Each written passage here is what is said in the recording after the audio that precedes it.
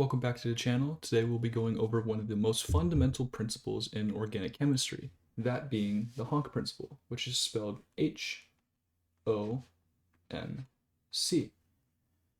And in this case, each letter stands for an element, that being hydrogen, oxygen, nitrogen, and carbon. What the HONC principle tells us is the normal amount of bonds that each atom forms. So in the case of hydrogen, it forms one bond. For oxygen, we have 2 bonds, nitrogen forms 3 bonds, and carbon likes to form 4 bonds. The idea of carbon forming 4 bonds is one of the most important things to remember in organic chemistry, as it's used for many other concepts down the road. This is outside the HONC principle, but halogens such as fluorine, chlorine, bromine, and iodine all like to form 1 bond, similar to hydrogen.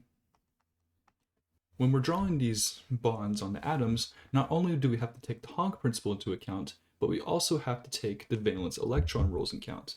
So as you might remember from the periodic table, we count up valence electrons going like this: 3, 4, 5, 6, 7, 8. And what this essentially tells us is that using not only the bonds and electrons, we count the bonds as 1 and the electrons as 2, but we have to satisfy each of these numbers. So let's put this together and look at oxygen, for example. Oxygen falls into the 6 category. So we'll go here, but it also likes 2 bonds attached to it. So let's go here and here. To satisfy not only the periodic table rule, but the octet rule, which states that each atom must have 8 electrons around it, we need to go like this. So we count the bonds as 1, 2, and we'll go 3, 4, 5, 6. So from the octet rule perspective, we have 2, 4, 6, 8, so that's satisfied. From the HONC rule, we have 1, 2, so that's satisfied as well.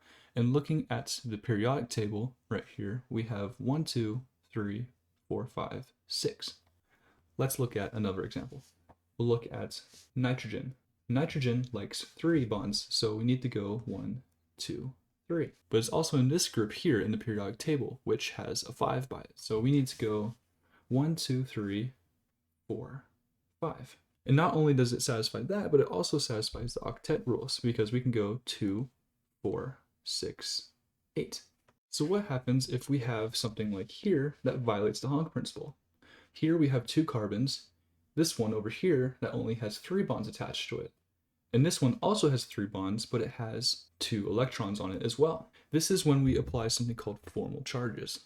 And in the case that there is a bond missing, we apply a positive formal charge, like such. In the case that there's a bond missing, but there's electrons instead, we apply a negative charge.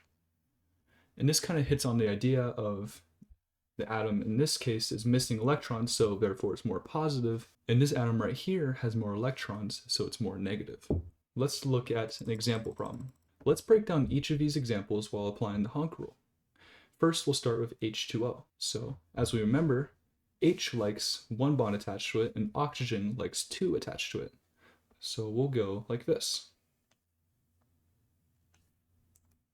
Don't worry about bond angles for now. That's something you'll learn later down the line. For now, it's just important to understand the HONC rule. So we have our hydrogen satisfied, but the oxygen still needs a little bit more work. It does have its 2 bonds, but it's not satisfying the octet rule or the periodic table rule. So to fix that, we have 2, 4 electrons here, so we need to go 6, 8. And now we've satisfied the octet rule while also satisfying the periodic table rule, because we have 1, 2, 3, 4, 5, 6. Let's move on to NH3. N, as we remember, nitrogen likes 3 bonds attached to it, and hydrogen again likes 1. So we'll draw it like this. And now our hydrogens are happy, but the nitrogen still needs a little bit more. We need to satisfy the octet rule, so we have 2, 4, 6, and then we'll add a pair of electrons up here to get 8. So now the octet rule is happy, as well as the periodic table rule, because it would be 3, 4, 5, and here we have 1, 2, 3, 4, 5. Let's move on to our last example, which is CO2. As we remember, the most fundamental idea in organic chemistry is that carbon likes 4 bonds, and oxygen only likes 2. We run into a little bit of a problem here because carbon likes 4 bonds, but oxygen only likes 2, and we only have 3 atoms present here. So what we can do to circumnavigate this issue is to go like this. We can add double bonds, and then we'll add our oxygens to the outside.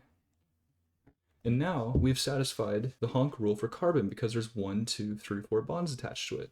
And for the oxygens, there's 1, 2 on each side. Again, we have to account for the octet rule, so we'll add 2 valence electrons to each of these oxygens. So now we have 2, 4, 6, 8, and 2, 4, 6, 8. Now that we've done a few examples, let's summarize everything we've gone over. In order to draw a Lewis structure while correctly accounting for the HONC rule, we must first account for the octet rule. This by far is the most important thing to account for. The second thing is to account for the HONC rule. Third, we need to go over the valence electron rule based on the periodic table, which again, if you have forgotten, is 3, 4, 5, 6, 7, 8 as such. And finally, we need to account for formal charges in the event that we have something that violates the HONC rule.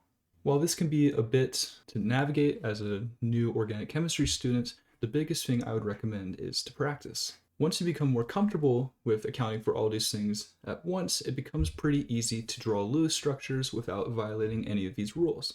Thanks for watching my video. Hopefully it helped out a little bit. If you learned something, please like, share, and subscribe, and I hope to see you again.